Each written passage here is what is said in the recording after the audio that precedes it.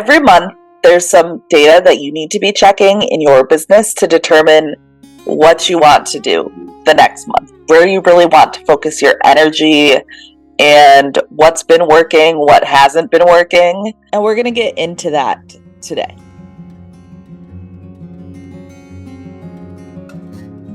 So it might be helpful to create a Google Sheet or an Excel spreadsheet so that you can keep track of this information. I have mine inside of a Google Sheet, and that works for me.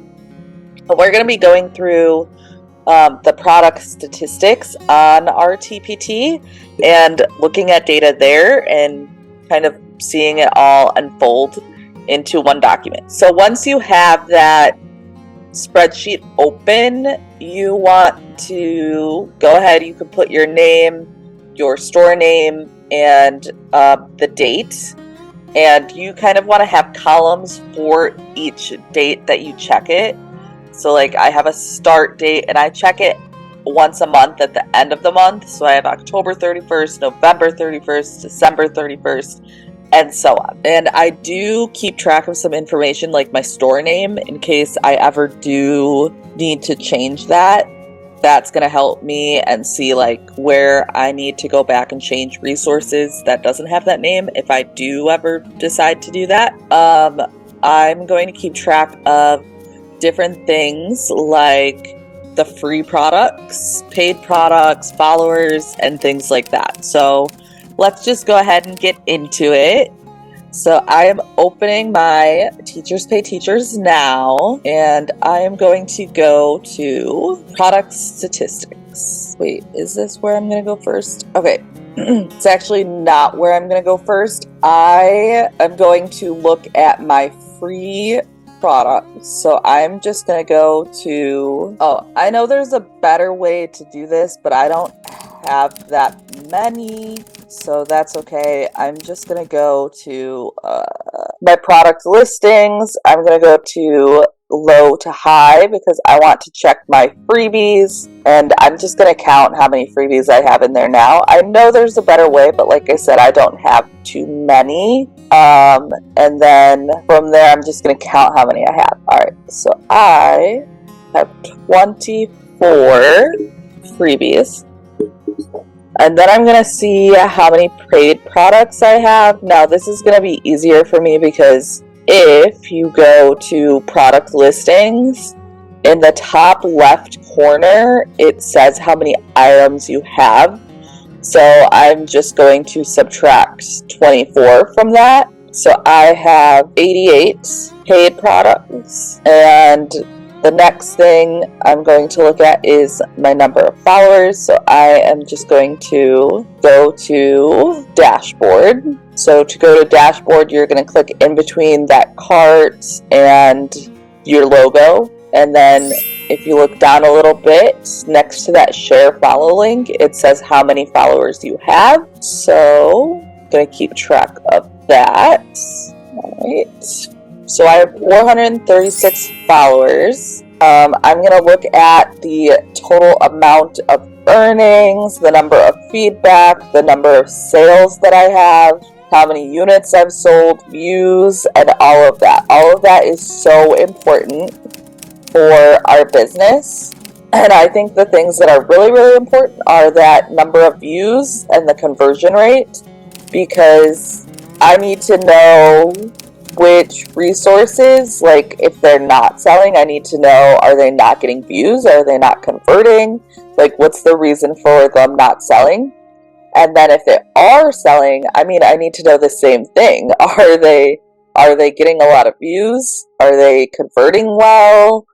Are they doing both? Could I improve their views somehow to sell even more? So you really want to focus on things like that, okay? Because you don't need to have that many products in your store in order to really help others make a good amount of income. All right, total amount of earnings. So how did I do that? All right, so I went to that. Why was I thinking that I was going to use product statistics more than I was? Another thing that you have to think about, because I'm looking at this and I was like, okay, I haven't made that much more money from last month to this month.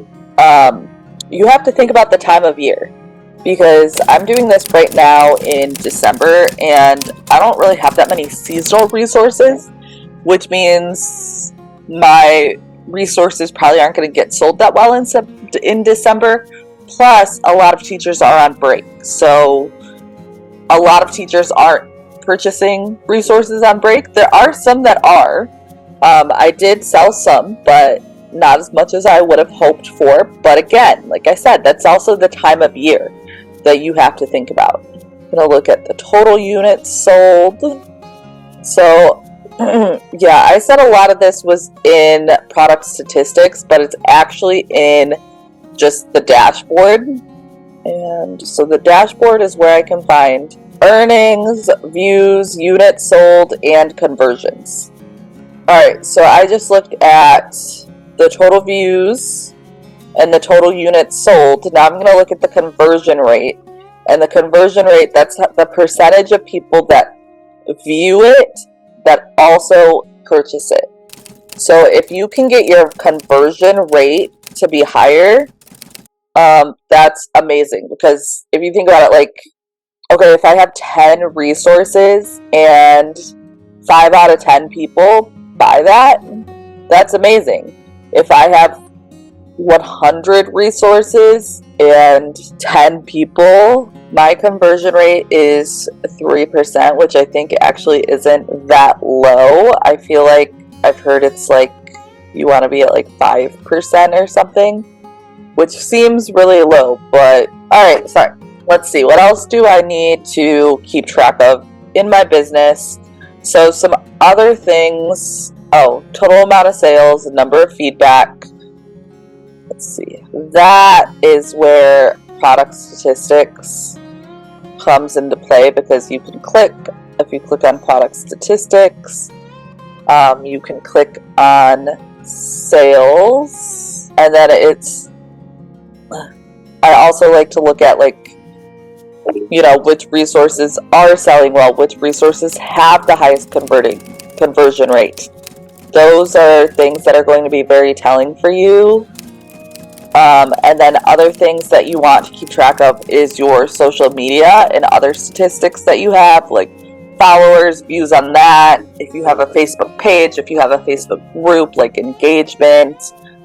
If you have a blog, maybe the output number versus the number of views, your email list, how many people you have on your email list. So my email list grew a ton, and I can keep track of that through here, and I can really see how many subscribers I've gained or lost, and then I can go back and see, like, why did I lose them? Why did I gain them? Were they just not the right audience? Which lead magnet did they come through? And things like that. Are my emails performing well? So there is a lot that you need to keep track of in your business, but I really recommend looking at your business once a month and having like a day-to-day where you just sit and go through everything versus doing that more often.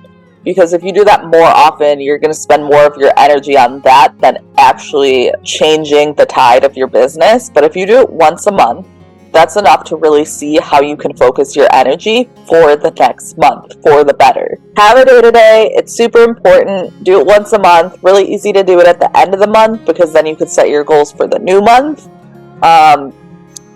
Like I said, you could create a spreadsheet, have number of products, feedback, sales, earnings, units sold, views, conversion rate of certain resources, which resources make you the most amount of money, which resources have the highest conversion